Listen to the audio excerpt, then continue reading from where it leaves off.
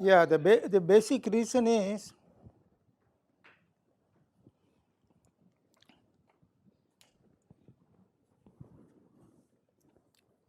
so let me write first.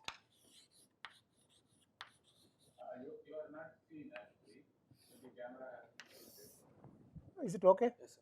Yeah, now everything is okay. Lecture 7, yeah. So first let me briefly answer Satya's question, but we will come back to it later. Okay. The connection between asymptotic freedom and non-abelian gauge theory. Non-abelian gauge theory is the only quantum field theory. Is it visible? No. Oh, Kriba, it's not visible what I am writing.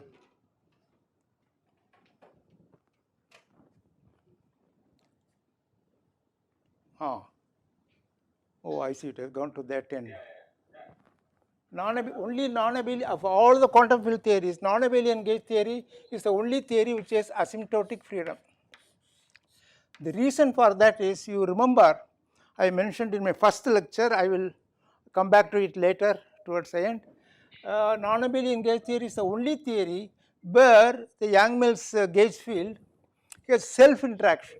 You remember that? For photons, this coupling does not exist. This triple coupling, self-interaction does not exist, and it is this which makes the theory asymptotically free. Okay. Of course, to prove it, I will not be able to prove it, but I will say a little bit more about it. So, in non-abelian gauge theory, if you plot the coupling constant, let me call it the coupling constant of the non-abelian gauge theory, Na Gt, as a function of energy. Actually, it should be momentum transfer, but let me call it energy. Instead of that, I will use distance. Remember, distance is inversely connected to momentum. So, large distance correspond to small momentum. So, I should say it, maybe momentum is correct. Large momentum corresponds to short distance, and small momentum corresponds to large distance. So, at large distance the coupling is large and then it decreases. So, alpha, the coupling constant of the non-abelian gauge theory, decreases as a function of the momentum. So, at asymptotic momenta it is 0, that is asymptotic freedom.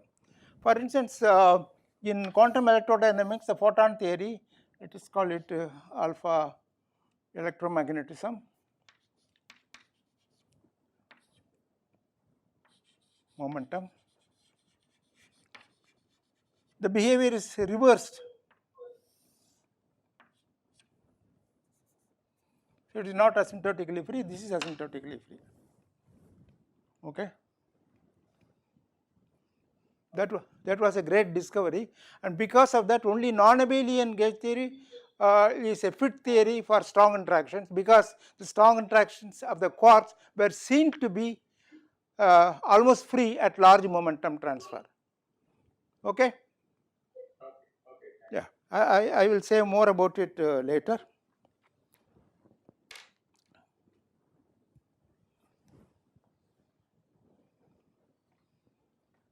So, let us start at the point where I left at the end of the 6th lecture.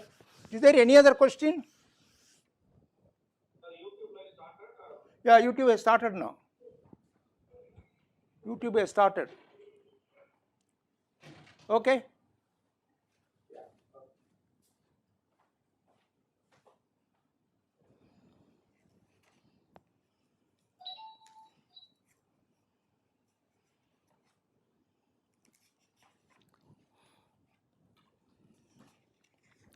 Last time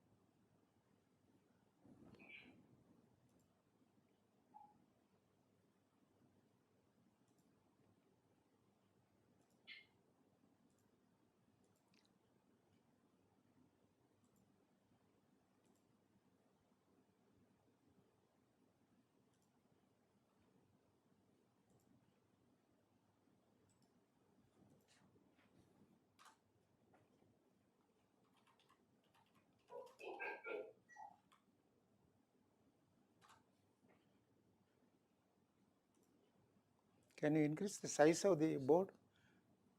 Can we zoom it? அந்த போர்டை கொஞ்சம் பெருசாக்க முடியுமா? ரொம்ப சிறுசல்ல இருக்கு. இது கரெக்டாக இருக்குமா? Okay, alright. So everything okay? I can start now. Last time I started with some notions of quantum field theory. I said quantum field theory is the only correct language for particle physics. Remember, standard model, which is the theory of particle physics, is formulated in the language of quantum field theory. So you have to learn the language of quantum field theory before really understanding particle physics in a quantitative way. But that will require a series of lectures on quantum field theory, maybe one semester course or 2 semester courses, which we don't have time for. So I am going to give some basic notions of quantum field theory only. I started doing it last time, but let me repeat it.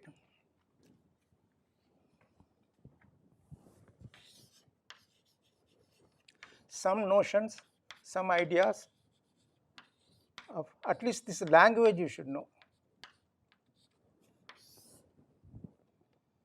The field, the main thing is the field is quantized, like electromagnetic field.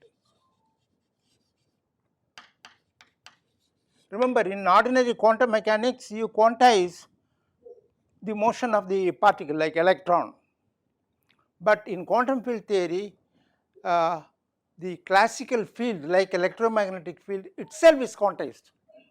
That is a big thing, because the motion of a particle, for a particle there are only 3 coordinates, x1, x2, x3, x, y, z coordinates and corresponding momenta. But in field, the field at every point is a dynamical variable. So there are infinite number of variables in a field, and you have to quantize it. That is why quantum field theory is a little harder, but the principle is the same. That is what I will try to emphasize. The principle is the same as quantizing the motion of a particle, as which you already know. So how is field quantized?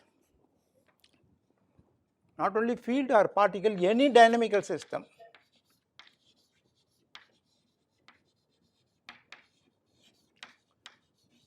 All this I wrote last time, so it's a repetition.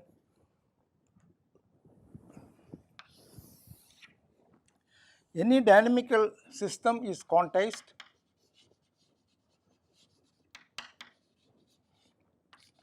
by the Heisenberg commutation relations.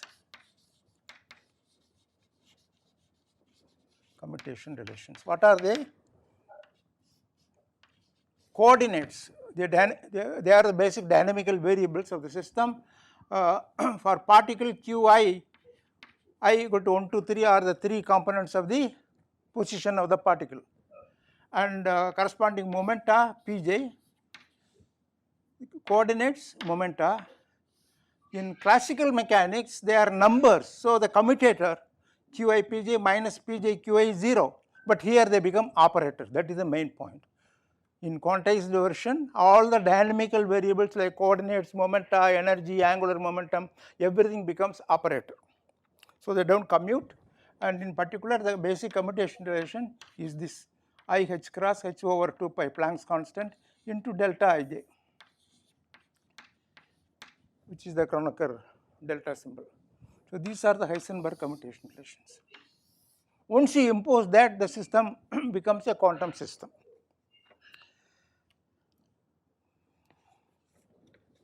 Now q's are coordinates, p's are momentum in the simple case, but when we go to field or more complicated dynamics, we have to have a proper definition for q and p, and q's are just the field variables at every point in space, becomes a coordinate. The field becomes a coordinate, dynamical variable.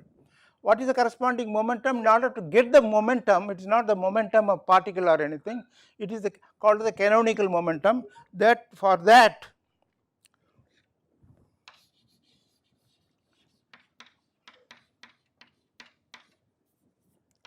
we have to go to Lagrangian. I hope all of you know classical mechanics formulated in terms of Lagrangian, and we have to use that. The Lagrangian is a function of the coordinates and their velocities qi dot. Qi dot means dqi by dt, and once this is given, the system is completely defined. Every system is defined by giving the Lagrangian, and given the Lagrangian, Pi is defined as dl by dqi dot, the corresponding velocity. You differentiate the Lagrangian by the velocity, that gives the momentum. And once you know momentum, the originally q is there, then q and p you impose the quantization condition. That is quantization. So this is one thing. The next we have to know some relativity, because quantum field theory itself is a relativistic quantum mechanics. So you have to know relativity. So please revise all your relativity, and relativity also I am not going to do fully, but at least the language of relativity we have to use. By relativity I mean special relativity. We are not going to general theory of relativity at all. That is gravitation. So consider the coordinates. Now I will use this notation, xi going from 1 to 3, the 3 components of the position vector, and the time at which the particle is observed. So instead of 3 coordinates, now there are 4 coordinates. Actually I have to multiply by c, but remember we always put c equal to 1, otherwise it is c into t, so that dimensionally they match. So this is x mu x0 is nothing but t, and so this is nothing but x0. Okay, so this is the 4 vector notation. We have to go to this 4 vector. The position and the time are amalgamated into a 4 vector x mu. Remember, that is the main point of relativity. Remember the Lorenz transformation, which gives you the transformation of coordinates, position coordinates and time together when you want to transform from one coordinate system to another moving coordinate system, another coordinate system moving with constant relative velocity with respect to the first frame.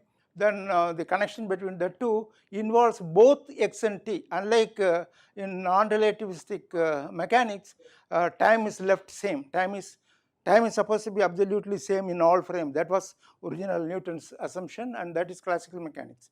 I mean non-relativistic mechanics. Einstein had to change it because that is what Maxwell's equations gave, and so it is this mix-up between x and t that is the main feature of relativity. So everything has to be formulated in terms of 4 vectors, 4 tensors, and so on, and 4 vectors mu, the Greeks, I hope you can see the suffix tend to be small.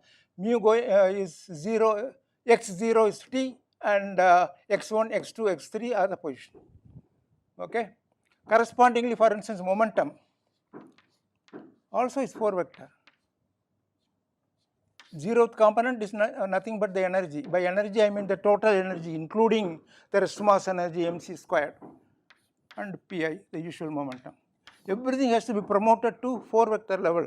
If you look at the dynamics, you will always find what is the corresponding time component, and you have to put it together and make it into a 4 vector. Similarly, 4 tensor, I am going to discuss electromagnetism, electromagnetic field itself. Remember, okay, let us go to that now straight away.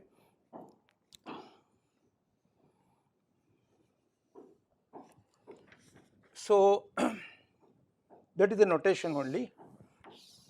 So revise your relativity and try to write your whatever you know in terms of the 4 vector notation. So now I am going to electromagnetism, Maxwell's theory.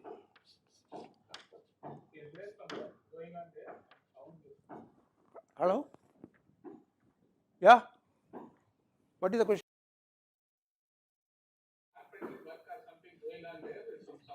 Yeah, I don't know what to do with that.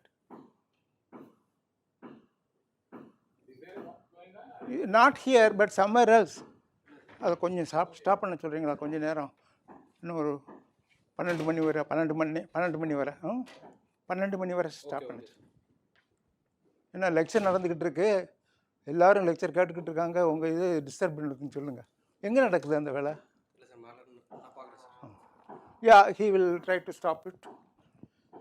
First equation is the Gauss equation. Divergence of electric field is equal to rho. This is the charge density. This tells you how to calculate electric field given the charges in the system. Then comes Faraday's law of induction.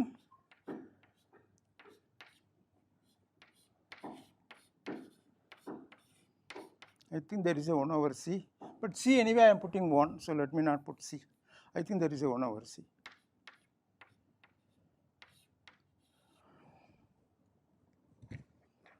That is a time varying magnetic field will produce an electric field, that is Faraday's law of induction. And then the electric field, I am sorry, the corresponding law for magnetism, Gauss law for magnetism. Right hand side is 0 because there are no free magnetic charges, free magnetic poles have not been discovered. Then finally Ampere's law, del cross B minus dE by dt equal to current density. Given the currents, how to calculate the magnetic field, that is Ampere's law, but Maxwell added this displacement current term, which is very important addition. These are Maxwell's laws. But E and B are 3 vectors. I told you 3 vectors have to be amalgamated, promoted to 4 vector level. How do we do that? The way it is done is the following. We define, here it turns out that it is not a 4 vector but a 4 tensor. If you put 2 indices, there is a tensor of rank 2, and F mu nu takes the place of E and B. Explicitly, how does it work? F, this is antisymmetric, so this is equal to minus antisymmetric in the 2, it is an antisymmetric tensor, and antisymmetric tensor you can easily work out the numbers, has only 6 independent components, and they are the electric and magnetic fields. F ij, if you put spatial components, it is nothing but the electric field ijk, the antisymmetric symbol ijk into fk. Remember, repeated indices are always summed over throughout my lectures. Sorry, ek. So if you take the spatial components of this tensor, that is basically electric field apart from this epsilon ijk. Epsilon ijk is the antisymmetric tensor, which is equal to 1 if it is 1, 2, 3. If 2, 3, if you interchange any one of them, it is minus 1. If any 2 indices are equal, they are 0. And if you take one time component and one spatial component, that is basically the magnetic field. Maybe I have done it the other way. This is magnetic field. I am sorry, please put it magnetic field here, and this is the electric field. F I0 is just the minus of this, so that is how the electric and magnetic fields are recovered from this 4 tensor.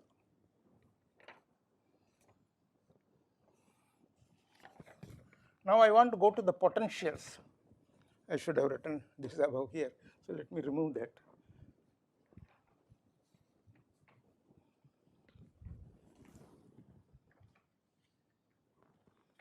You can see that part of the board, I hope.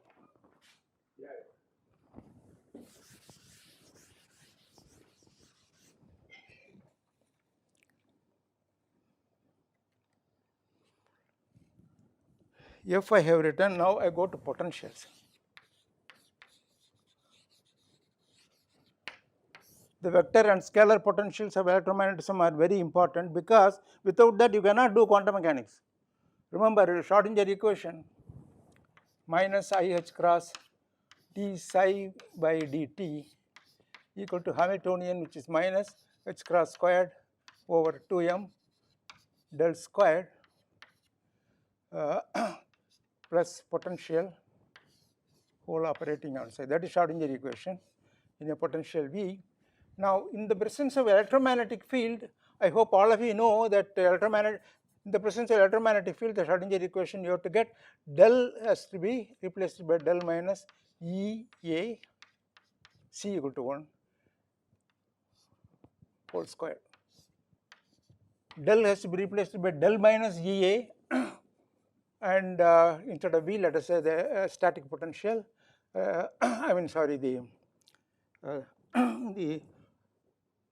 static potential of electric field, which let me call it phi.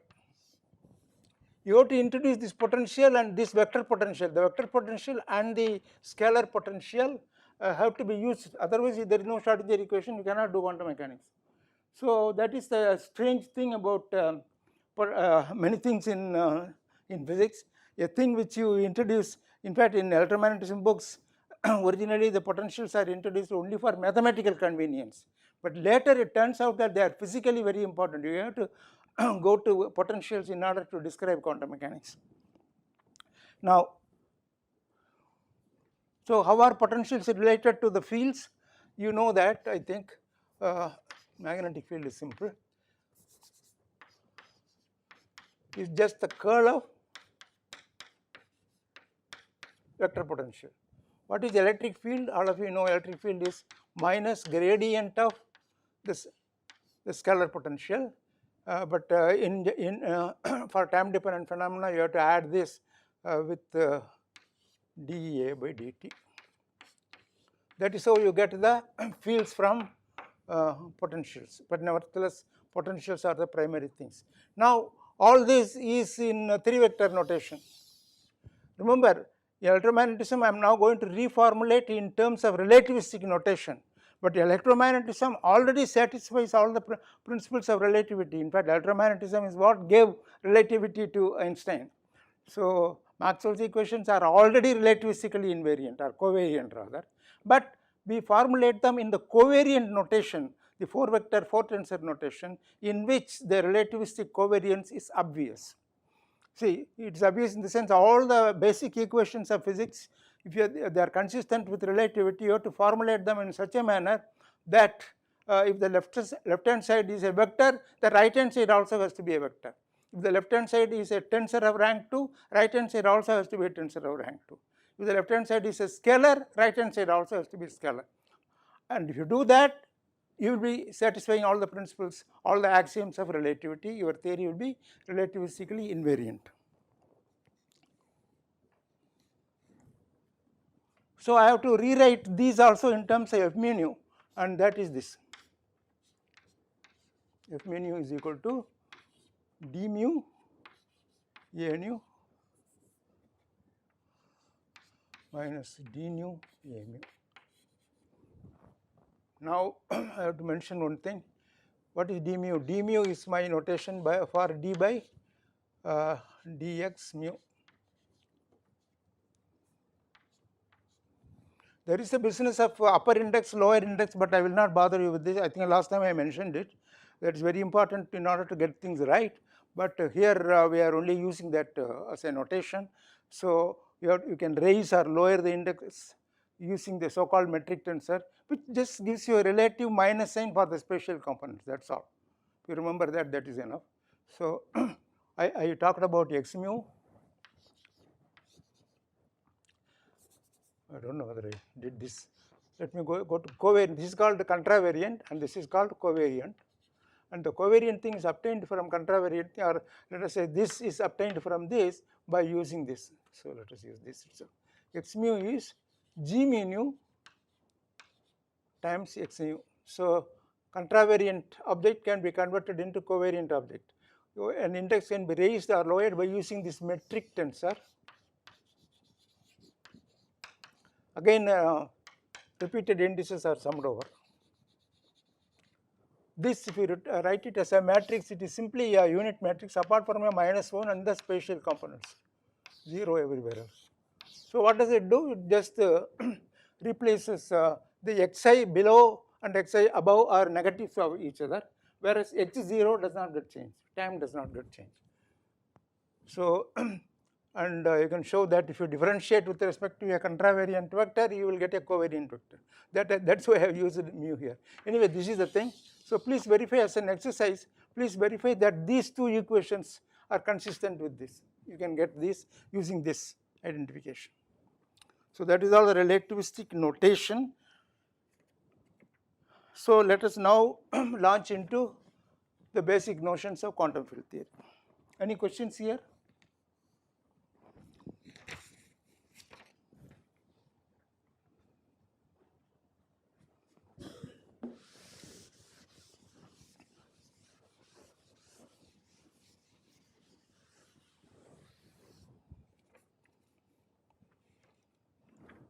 So in order to quantize the electromagnetic field, what should we do? We should not use F mu nu, we should use the vector potential A mu. Oh, I forgot to mention. Oh, if you want to get this from this, you have to identify what is A mu. So A mu is nothing but phi, a scalar potential which becomes a time component, and the usual vector potential. So that is the identification. Only by doing that you will be able to prove. I want you to prove these two from this by using this identification. All the derivatives are there. Everything is basically either time derivative or spatial derivative. So in quantizing electromagnetic field, we recognize that A mu, the vector potential defined at every point in space and time, is the dynamical variable. And so we elevate A mu to an operator. Since A mu is an operator, the electric field and magnetic field also become operators.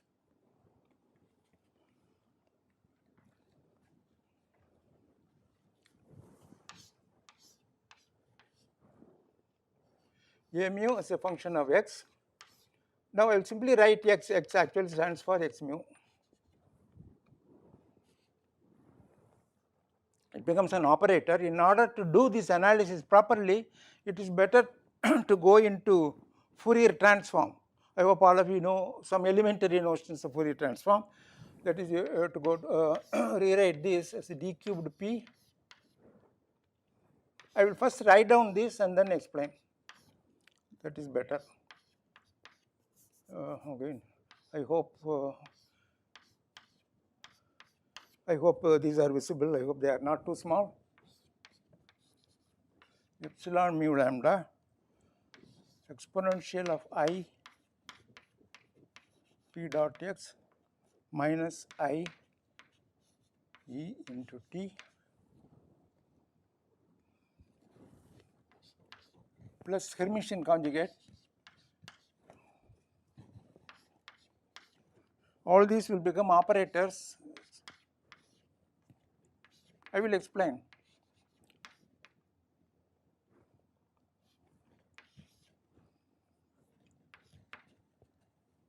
I have to put I think minus I p dot x,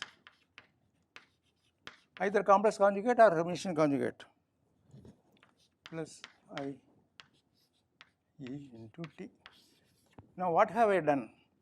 This itself, I mean, right now you cannot say that this is just ordinary Fourier transform. A is real, you remember, or in the quantum, when you go to operator language, A will be Hermitian. And since it is real, these obviously are, there is a complex thing, and these are in general complex. So add the complex conjugate. Think of this as complex conjugate for the moment. The quantity plus its complex conjugate is real. That is, so the Fourier transform explicitly is written in that form. And this is the Fourier amplitude, you can say, or the Fourier transform. Physically, it is the Fourier amplitude. Now, instead of writing down the Heisenberg commutation relations for A mu, I will write the Heisenberg commutation relations for these Fourier transforms. Fourier transforms can be used in order instead of the original quantities. They are equivalent. So I am going to use the Fourier transforms in order to implement the quantization, namely Heisenberg commutation relations. But in principle, you can write it down for this also. If you write down the Lagrangian of the electromagnetic field, from which the Maxwell's equations can be derived, in fact. At this stage, I think you did not quantize, right? So far I have not quantized. Let me say that this is just even in the classical field theory, I can always go to Fourier transform. So these are not Hermitian conjugates, write it as complex conjugate. So this is complex conjugate of this. This I take as real quantities. Okay. Maybe that A lambda diagonal, you have to put it as A lambda. A star, put it as star. So this is classical. Now how do I go to quantum field theory? By regarding these as operators. Equivalently, I will regard the Fourier transforms as operators, they become operators. So implement the Heisenberg commutation relations for these, and correspondingly, in fact, it is easier to do it here. That is why we always go to Fourier transform in order to quantize any continuous variable like mu x. It is better to go to the Fourier space and use the quantum, and they have better interpretations also. I will tell you what the interpretation is. So, and usually in quantum mechanics, the momentum is also an operator, but here momentum is just a label here. The P actually is a momentum. You can see that this is just a plane wave, and this E, what is E? E is simply the magnitude of P. The frequency, I mean, we use the Planck's law, it is just the frequency, and and correspondingly the momentum. See, you have to use the quantum mechanics also. Remember, momentum and wavelength or wave number are related inversely through h cross. Similarly, E and frequency are related through h cross. So remember that. So this is just a quantum mechanical wave function for a particle going with momentum P and energy E. But for photon, energy is the same as momentum, magnitude of momentum, because mass is 0.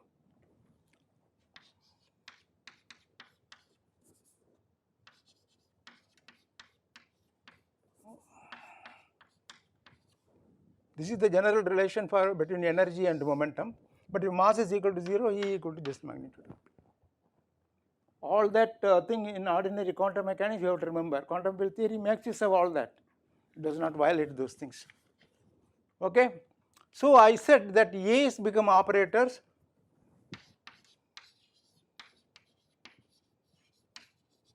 and hence A lambda and A lambda dagger become operators.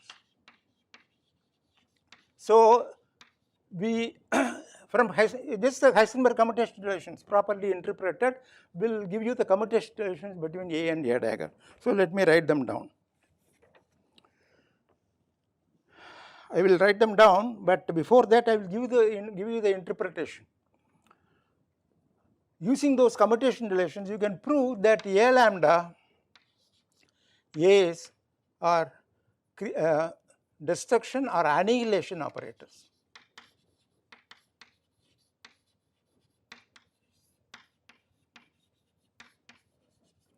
And A dagger are creation operators. What do they create? They annihilate a photon, they create a photon. So capital A contains annihilation and creation operators for photon. That is how it becomes quantum field theory. No longer talk about a continuous field, but the quanta, which are the photons, and A directly is responsible for that. Annihilation operator for photon. Of course, A has this lambda and P. Now I forgot, I have to say certain things. This lambda also has to be summed over. I will mention what it is summed over. Lambda equal to 1 and 2. Mu corresponding index, but lambda is any repeated index summed over. Here it is summed over 1 and 2 only. So this is the polarization vector. And electromagnetic field, remember, has two polarization directions. If it is traveling in this direction, it can vibrate in this, electric field can vibrate in this direction or in this direction. There are two directions of polarization and they are represented here. Lambda equal to 1 and 2, they are transverse polarizations, and P is the momentum. Either you can interpret it as momentum of the quantum or the wave number, the wave vector. By wave vector I mean wave number times the direction of propagation. So you can say P is the direction of propagation and its magnitude is just the actually 1 over lambda, the wavelength. All those things you should remember, your wave theory and all that sort of thing. Correspondingly here, E can be either regarded as the energy of the quantum, namely photon, or just the frequency. The connection between the two is only a h cross, E equal to h cross omega, I think, or h nu. Similarly, P is h by lambda. Apart from the direction in which the wave is propagating, you multiply by that. Okay. So it is an annihilation operator. So let us put it fully. Annihilation operator for a photon of momentum p and polarization lambda. That is the complete description. Why do I say that? For that you have to interpret the operators properly. So let me now write down the commutation. They are the basic commutation relations which implement the quantization. What are they? I think I made a mistake here, is it? Oh, in general, instead of lambda and p, instead of writing down completely, I will denote them by an index I, a discrete index I, which is not true. If you put the field in a finite box, then it is not a integration, it will be sum over the Fourier modes. So you can think of that, whatever it is, lambda and p, instead of writing explicitly, I will denote them collectively by an index I. So this is the basic commutation relation.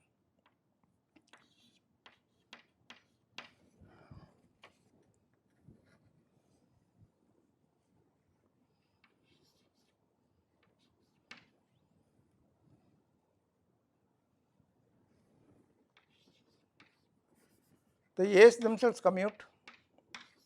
Similarly, the daggers.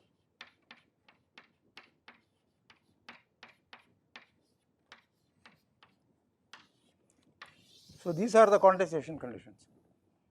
Actually, I go over the infinite set because lambda of course is only finite, but p is infinity, minus infinity plus infinity. So it is an infinite set of operators which do not commute among themselves. I mean, between paired A and A dagger, if I equal to J, it does not commute, otherwise they are commuting. Now you have to work out the consequence of this algebra, especially this algebra. If you do that, you find that A operating on a state vector, let us say what is called the state vector with 0 number of photons, it will convert it into a state vector of 1 photon, and multiply by A dagger again, you will get a 2 photon state, and like that. That is why all the quantized states of the electromagnetic field can be obtained by operating by a string of A operators. Similarly, if you want to remove a photon, I am sorry, A dagger you should use to create. If you want to remove it, you use A. So that is all quantization I am going to discuss, nothing more. But I have to do something more. That is, I want to talk about quantization of electromagnetic field as well as quantization of the electron field. Quantum field theory is quantization of the electromagnetic field, namely A mu, vector potential of the electromagnetic field, and the electron field. For electron, what is the field? It is the Dirac wave function, not Schrodinger equation, because we are doing relativistic quantum field theory. So you have to go from, instead of Schrodinger equation, to Dirac equation. So you should know a little bit about Dirac equation, but I am not going to use too many properties of Dirac equation, Dirac wave function now, except for the fact that it is a 4-component object. It is not a 4-vector, it is called a 4-spinor. We have already talked about the 2-component doublet, U and D. That is called the isospinor, I equal to half. Correspondingly, for ordinary spin, you can have a spinor, that is called a spinor. But that is non-relativistic SU2. But if you go to the relativistic form, it turns out that the Dirac wave function is a 4-component object. So the Dirac wave function is a 4-component object. I am straight away going to use that. So, corresponding thing I want to do for the Dirac wave function. Dirac wave function, I will use the same notation as the Schrodinger wave function, but remember it is not just one, psi 1, psi 2, psi 3, psi 4 written as a column vector. That is all you have to remember. And I resolve into the Fourier components again like that. So, you will have, there are some normalization factors and so on, I am ignoring all those things. Just go to any book on quantum field theory to get to the complete details.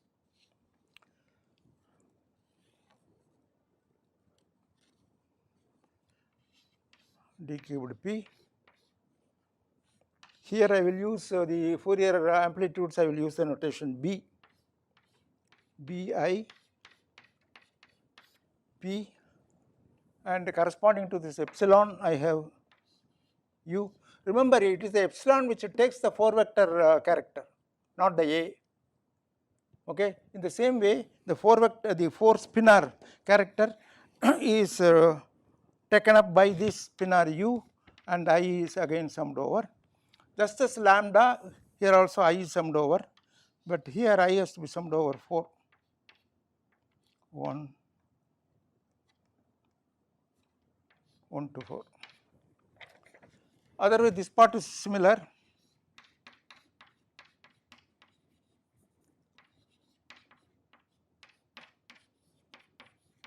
And at the classical level, it is not classical, it is quantum mechanics because Dirac wave function is there, but at the classical level of the Dirac wave function, where Dirac wave function is just a number, this plus its Hermitian conjugate, exactly like here. No, that is not true. I am sorry, I withdraw my statement. Here A was real, but it turns out that in general Dirac wave function itself is complex. And so, this is not the Hermitian conjugate of that, but it is a different object. So, I use D. These subtle differences will become clear if you study a little bit more. And correspondingly, instead of U of course is a function of P. I should have strictly said P, it is also a function of P, I forgot to mention that. Here it is called V, but this part is just the complex conjugate of that.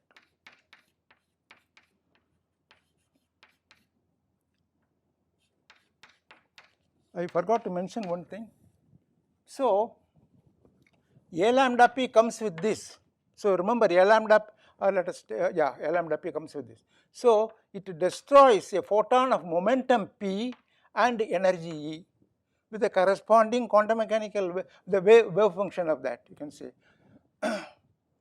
So, you see that in quantum field theory, particle and wave are already integrated. This denotes the particle because it destroys or creates a particle, but this is really the wave function, both are taken into account properly. So, only when you go to quantum field theory, this wave particle duality gets completely resolved. Otherwise, there is always some uncertainty in what you do. So, this is the Fourier expansion of the wave function, and now comes the important thing. I said this is the quantization rule because this comes from the commutation relations Qi Pj commutator is equal to I h cross delta ij, but it turns out that there are two ways of quantization.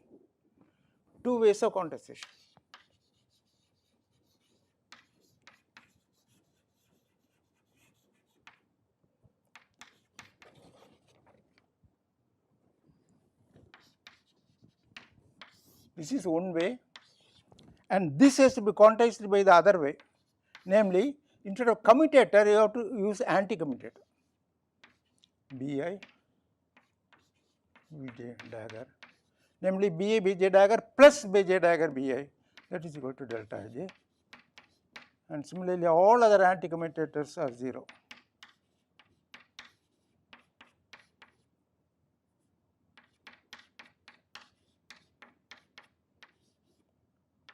Why you have to do it is because of a fundamental reason. Remember, this we are going to describe electron, and we already know from atomic spectroscopy, Pauli had shown that electrons have exclusion principle. You cannot put two particles in one state. But remember, these are photons. I forgot to mention how to construct those state vectors. I already mentioned it. If you put two creation operators on vacuum state, this is zero photon state. It's called vacuum state. This, according to this equation or this equation, A dagger, AJ dagger is the same as AJ dagger, AA dagger. This, when you go to the corresponding quantum mechanical wave function, will be interpreted as saying that the wave function is symmetrical in terms of the coordinates. I and j are the characteristics of the particle. If you interchange the characteristic of the particle, it is symmetrical wave function. So this is what leads to Bose-Einstein statistics.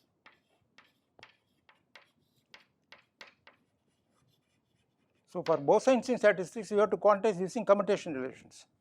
Now here you see this. First of all, it is antisymmetric. Bi, Bj, dagger create. Two electron state is the same as minus Bj dagger, Bj dagger. Not only that, if you put the I equal to j, then it is 0, because actually you can show it from here. If you put I equal to j, what does it say? It says Bi squared is 0, Bj squared is 0. Bi dagger squared is 0. Or you can put yes. This is Pauli exclusion principle. Since electrons satisfy Pauli exclusion principle, we have to quantize only this way. Not only that, they satisfy antisymmetric statistics. The Fermi-Dirac statistics, this is Fermi-Dirac statistics. And that is, these are the two ways. See, people only talk about statistics. They forget that even quantization is fundamentally different for the Bose-Einstein and Fermi-Dirac. Two forms of statistics come from the two ways of quantizing the electromagnetic field. Just I will give you a bit more, maybe, in the remaining 15 minutes. Then when we come back, we will go to weak interaction, because so far weak interaction I only mentioned, and now and then when particles decay by weak interaction I said. But what is that weak interaction, we are going to discuss in great detail. So that is, I come back only at 11:15, right? There are still about 15 minutes more. So in that 15 minutes, let me say a little bit more about quantum mechanics. I mean quantum field theory. Here actually what you have written, Bi and Di are operators and Qi, Vi are four components.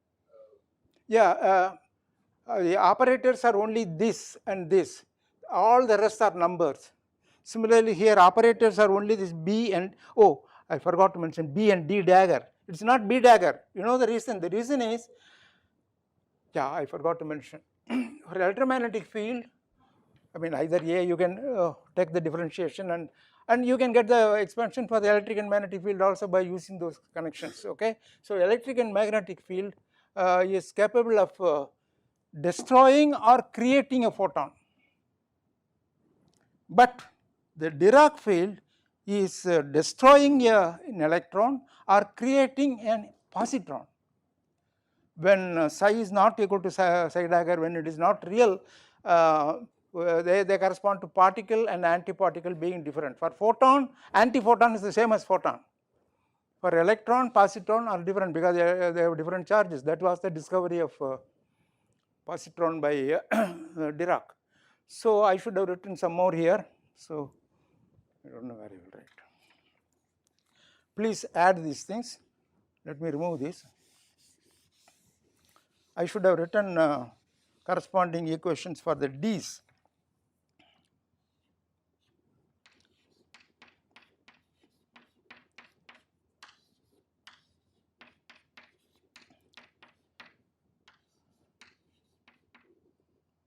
dA, dJ,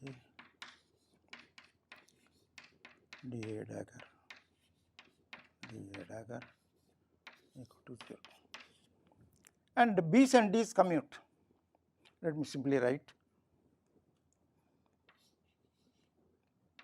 or rather anti-commute again. B's and D's take any of them, dagger or whatever it is, B and D is anti-commute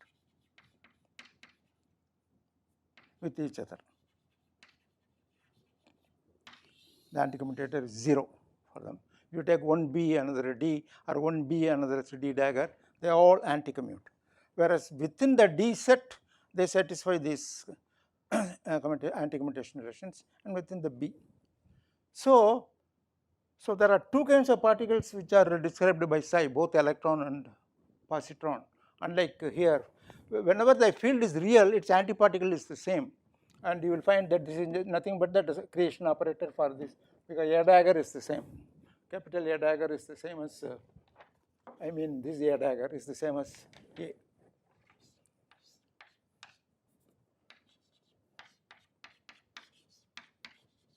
And that is why whereas that is not true here. Psis are complex, and so when you go to quantized psi, they are non-Hermitian. So whenever it is not real, then the field destroys a particle and creates an antiparticle.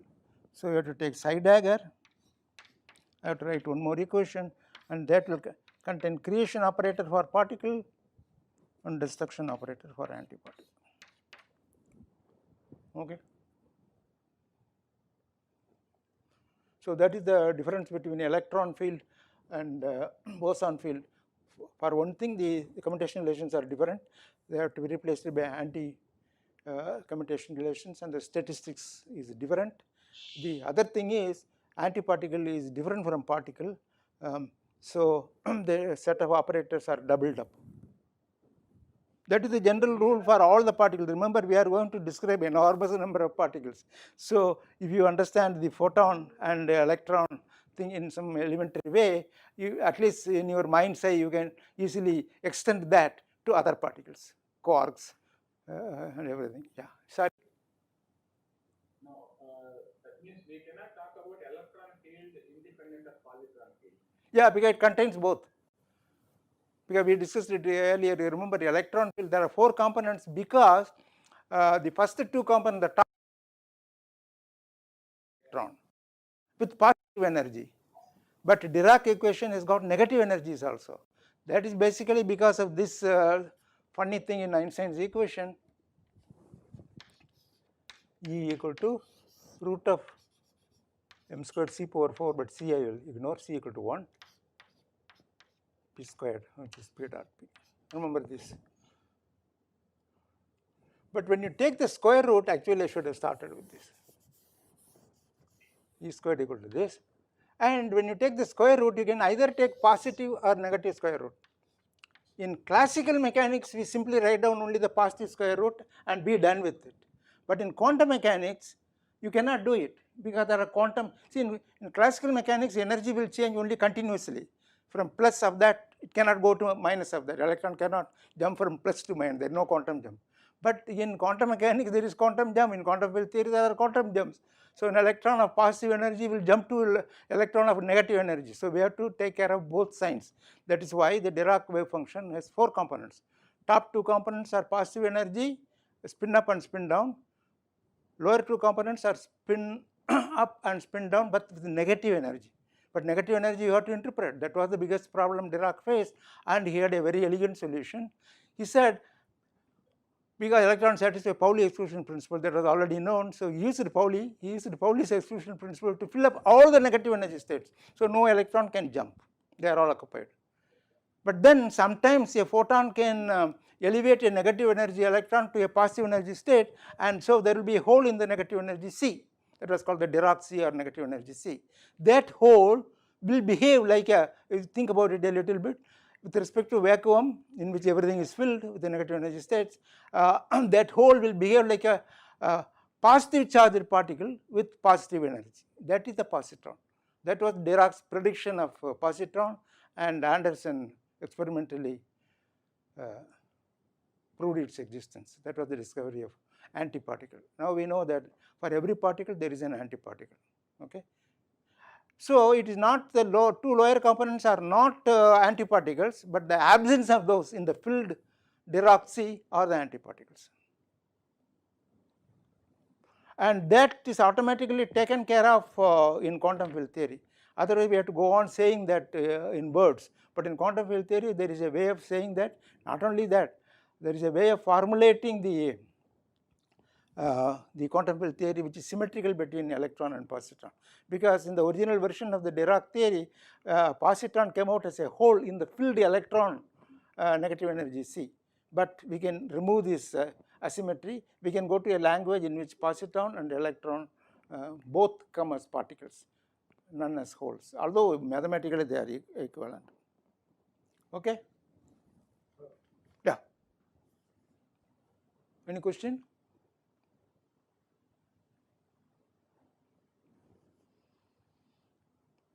So I have been talking about the Lagrangian, so let me say a little bit about the Lagrangian now.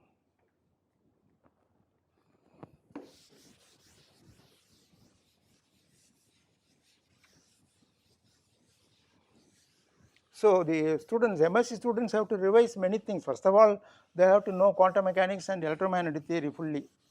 Before that, they have to know classical mechanics, the classical electromagnetism, then quantum mechanics and relativity, special theory relativity. All these are prerequisites for understanding my course completely. Although so far I used notions which did not require exactly, but now hereafter it will be necessary. So if Satya and Joseph give the Sunday lectures on these things, it will be very nice. Sunday lectures elaborating these things, whatever I have indicated has to be elaborated further, and I hope Satya and Prabha, Joseph will do that. So, okay, so Lagrangian, because all of dynamics starts with Lagrangian. You know, for particle mechanics, Lagrangian is nothing but kinetic energy of particle minus potential energy, whereas Hamiltonian is kinetic energy plus potential energy. But here we are talking about fields, so let me write down. Here we are not talking about Lagrangian density, which will be a function of space and time. You integrate over the 3 coordinate d cubed x, then you will get the total Lagrangian. But total Lagrangian will not be relativistically all right, because we are integrating only over d cubed x. You have to go to the so-called action, in which time also integrated, then action is invariant. But we are not going that far, because I am not going to do the full mechanics. So I call it Lagrangian density. If you integrate over d cubed x, it gives you capital L, which is Lagrangian, which is analogous to the particle mechanics Lagrangian. So first for electromagnetism, remember for electromagnetism I already introduced the 4-vector notation for the electromagnetic field, F mu nu, F mu nu. Another thing I forgot to mention, when you lower and raise the index, if you do that, then it is invariant. So if one is covariant tensor, the other has to be contravariant tensor. If you write down both covariant, then G mu nu have to come in between. Okay, so this is actually the Maxwell Lagrangian. From this, by using the action principle or Euler Lagrange equation directly, actually it's better to write them in terms of d mu a nu, because the dynamical variables are these, not the fields.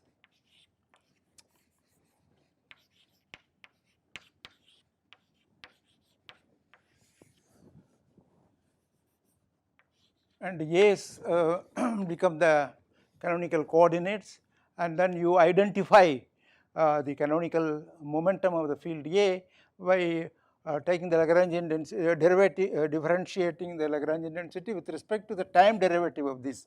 That will give you the momentum.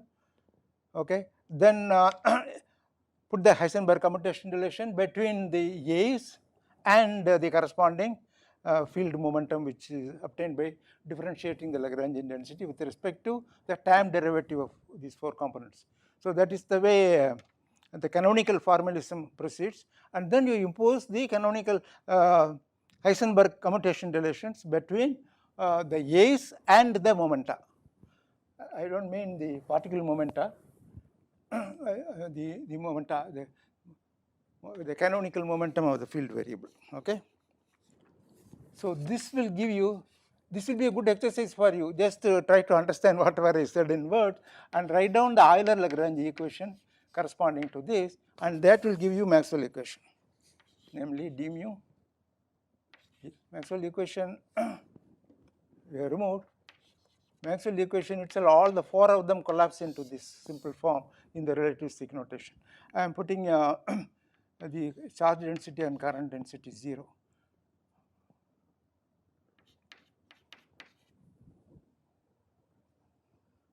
I can write down a j nu, but here I have written down only the free Lagrangian, so it has to be free, no charge or current. So Euler Lagrange equation of this will give you this. That will be a good exercise for you. Now what do we do for the Dirac? I am writing down the quantum electrodynamics, which is the theory of the electromagnetic field and Dirac field. For Dirac field, I have to write down the Dirac Lagrangian. Here I have to introduce some things, unfortunately.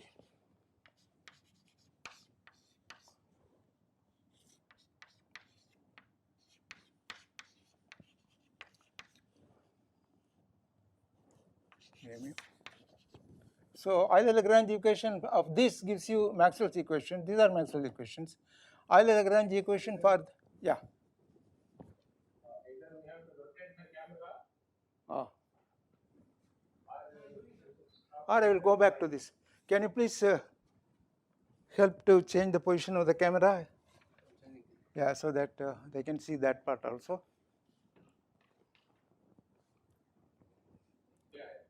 The Euler Lagrange equation for this, that is, you have to identify psi and its corresponding field momentum and imply put the anti-commutation relation now, that is quantization, but I am not doing that. I am writing down only the equation of motion. The Euler Lagrange equation for this will be the Dirac equation. So let me write down Dirac equation at least once.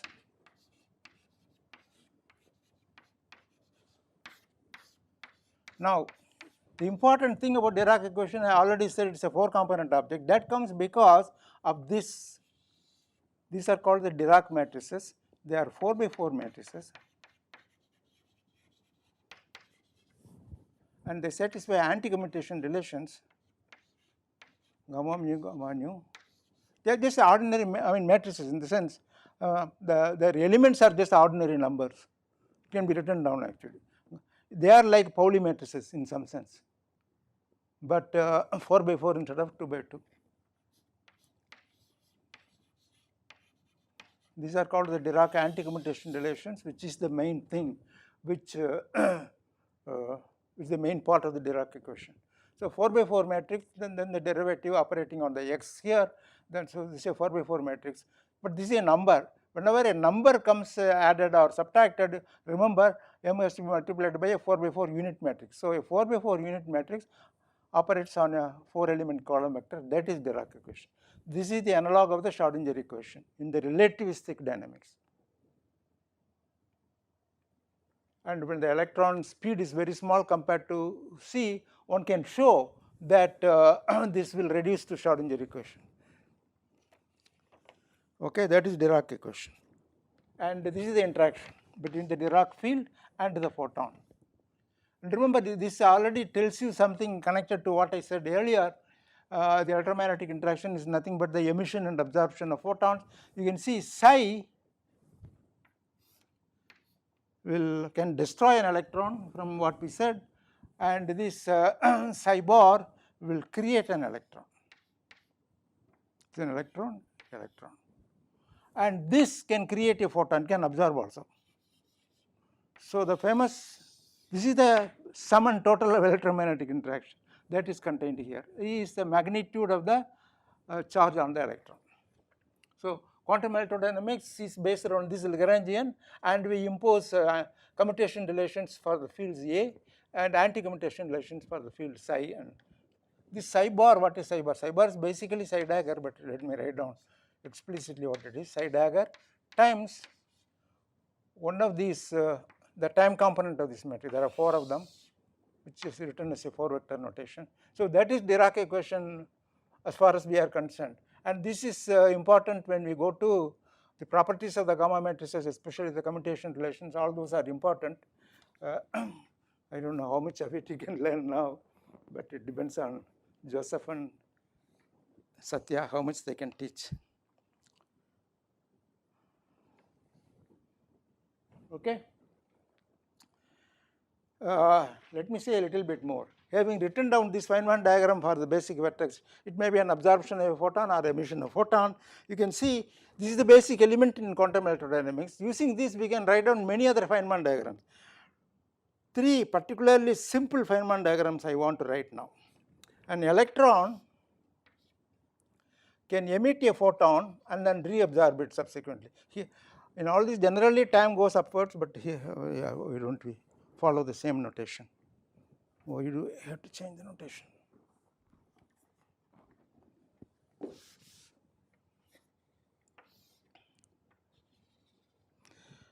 Electron remains an electron after emitting a photon. That photon gets reabsorbed by the same electron. So, this is one possible diagram. This leads to the so called electron self energy. By emitting and absorbing a photon, it gets an energy, and you can calculate that energy. But if you calculate it, it becomes infinite, because remember, this is second order perturbation theory. This is the coupling constant here is E, not use. The line denotes electron. The strength of this interaction is the electromagnetic coupling. Actually, it is E squared. E squared over H cross E is the fine structure constant, and here also E. So, this is second order perturbation theory. That is first order, this is second order. In second order, such process exists, and in all higher orders, especially when there is a loop, this is called a loop, the it becomes infinite. It is meaningless, because what does this tell you? This is a probability amplitude for an electron to remain an electron after emitting and reabsorbing it. But probabilities have to be less than 1. How can it be infinite? This is the basic problem of quantum field theory. So, I have mentioned now the main problem of quantum field theory, because we have to sum over all the intermediate energies and momenta of this emitted photon, and that integration d4k times some function of k, which depends on the propagators of this particle, is infinite in general. Not only that, you can consider this process. The photon materializes into electron and positron. Electron is positive direction of time, positron is negative direction of time. That is another important thing which Feynman introduced. Remains a photon. So, this is called the self energy of the electron, this is the self energy of the photon, and this also becomes infinite. One more important diagram.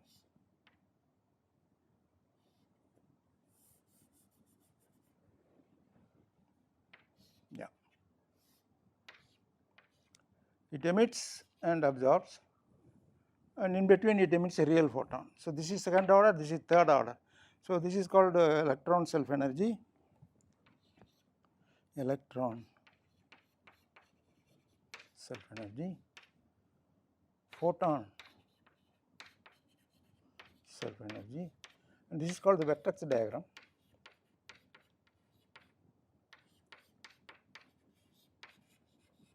All these are divergent, infinity. So, quantum electrodynamics in some sense does not make any, it really does not make any sense. However, physicists have succeeded in making sense, that is called renormalization.